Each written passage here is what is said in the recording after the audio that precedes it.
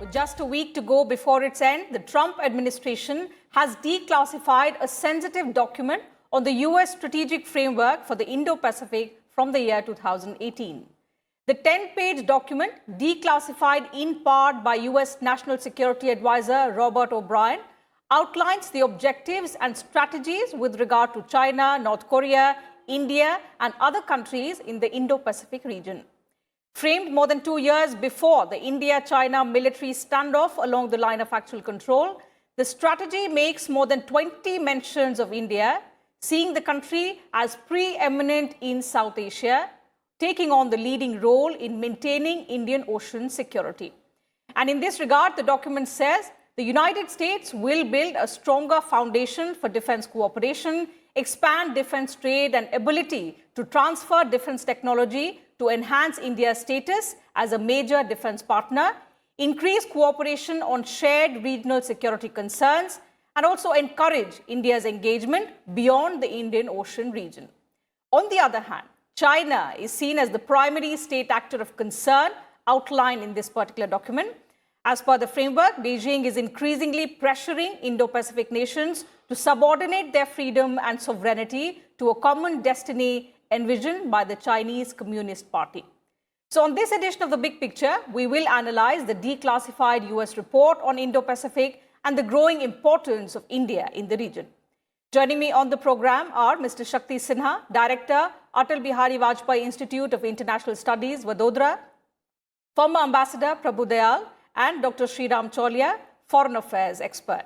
Thank you to all my guests for joining me on The Big Picture. Ambassador, let me begin the program with you.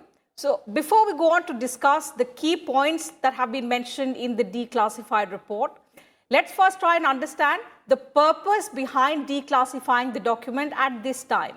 Because under the US system, such documents usually remain a secret, but just before its end, the Trump administration has declassified this 10-page strategy, of course, with slight redactions. So what does this move by the Trump administration signal? As regards the question which you have asked, why the declassification at this particular juncture?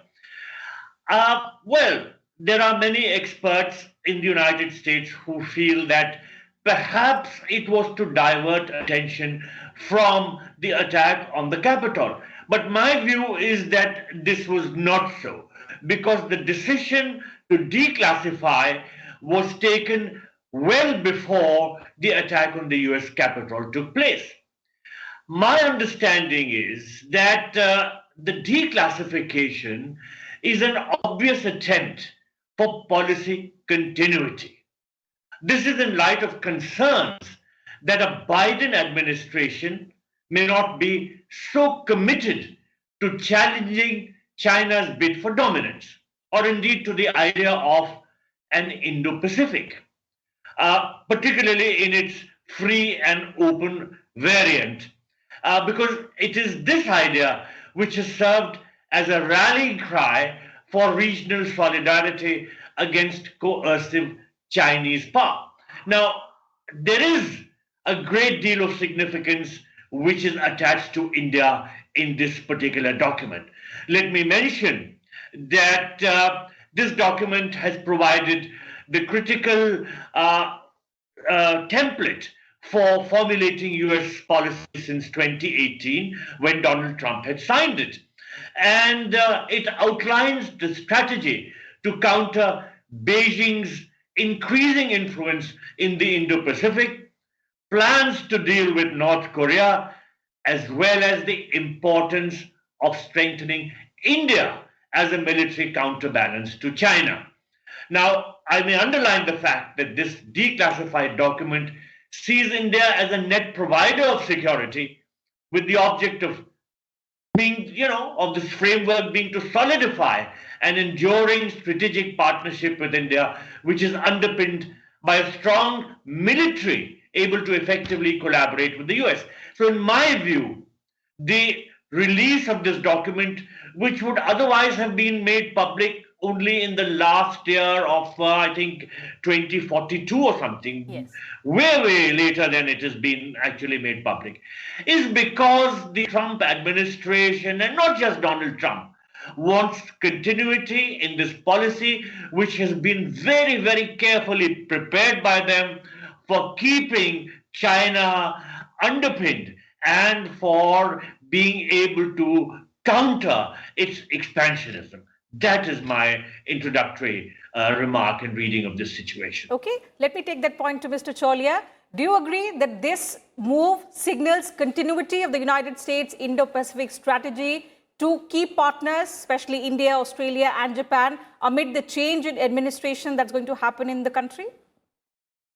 Yeah, Tina, it's a transition period. So I think the outgoing administration wants the same level of pressure that they had applied on China, or even more than that, to carry on in the new incoming Joe Biden administration.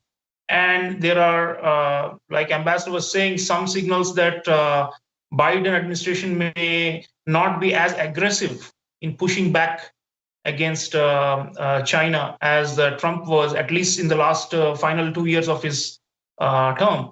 So I think the timing is explained by that. And in a way, if you see, the Trump administration had something called a national security strategy that they issued early in the administration in 2017. And then this seems to be a subset of that for this region, because, you know, their national security strategy encompasses different regions of the world. And I think increasingly now there is a bipartisan consensus, whether one agrees or not, that Biden will be softer on China. I mean, that's a debate in itself. But otherwise, it does seem to, there seem to be the establishment view in the US is that China poses a, overwhelming threat to American values and interests. And therefore, it must be pushed back using all means. And there are good signs that this will indeed happen, because you look at the Biden team, the new team that's coming in, Antony Blinken, for example, the State Secretary of State, he's on record telling Indian Americans just before the US election that we have a common challenge to deal with, and what he calls increasingly assertive China. And he says, including its aggression towards India at the line of actual control. And he says we have to put ourselves in a position of strength to tackle China. And he says India is going to be a key partner in that effort. So that's quite clear. Biden himself has said this. Blinken has articulated it more. Jake Sullivan, the national security advisor, the new national security advisor of the Biden administration, is saying the US should devote more military assets and resources for freedom of navigation missions in South China Sea, which is the music to the ears even for a Trump team, In that sense, although there's a lot of domestic polarization and ideological rivalry and hatred between the Democrats and Republicans, on this factor, there seems to be generally a broad consensus. Kurt Campbell has just been named by the Biden administration as their new Indo-Pacific coordinator. This is a new position they're creating within the National Security Council. He's a hawkish Democrat on foreign policy. He was architect of the pivot to Asia policy under Barack Obama administration. So the idea that the US should focus more and more on Indo-Pacific, I think, is now becoming mainstream. Some people, nitpicking, they look at why has Biden not used the word Indo-Pacific? Is he, does he even believe in this term? There's a lot of, speculation going on.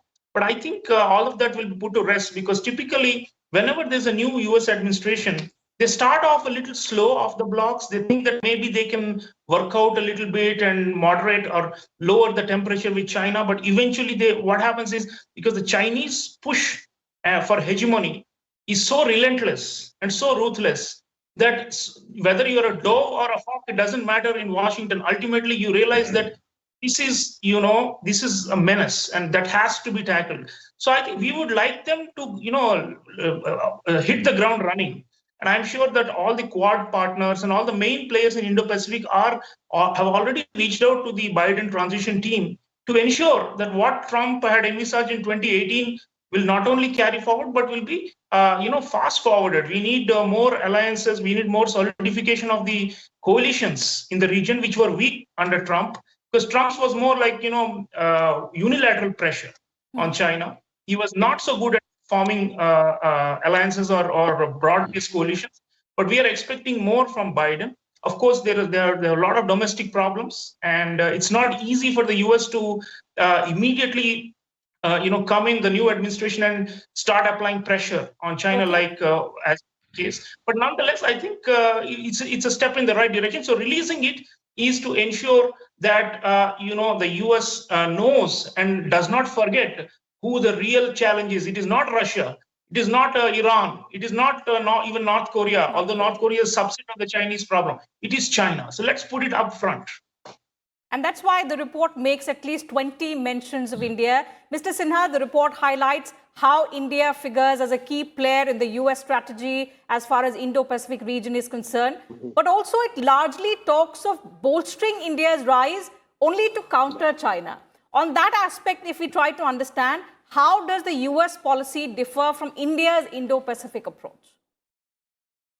That's a very interesting point. But frankly, when I read the document yesterday evening, when it came out, I did not at all feel surprised. This has been quite obvious for some time now that the USA does see itself in need of partnerships in that sense.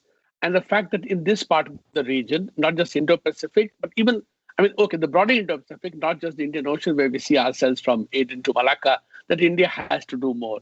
India can only do more diplomatically, militarily, and intelligence if it works with other partners. And this point, I think, is a very good document, which makes it very clear that the USA has to work to strengthen Indian capabilities on all these three international fronts: diplomatic, military, and intelligence. So whether it's counterintelligence, whether it's cybersecurity, whether it's dealing with the new forms, biogenetics, and all the forms cutting-edge technologies, India has to be strengthened in the larger interest of maintaining a rule-based order.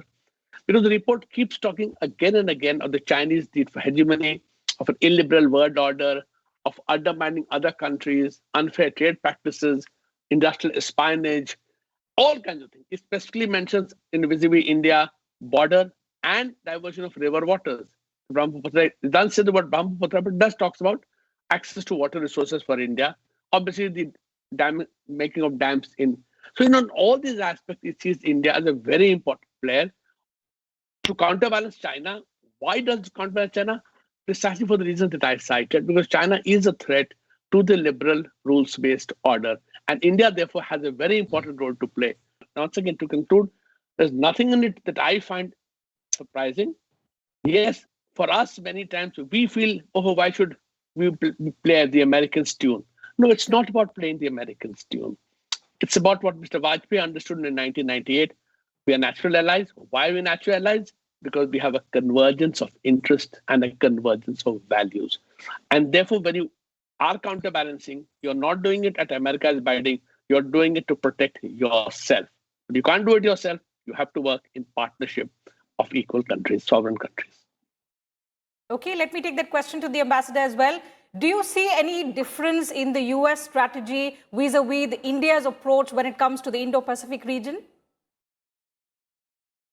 Well, the US is concerned about China's expansionism, both in the territorial sense and in the economic one. And we have also reasons to be concerned about the same fact. So I would think that there is more convergence rather than divergence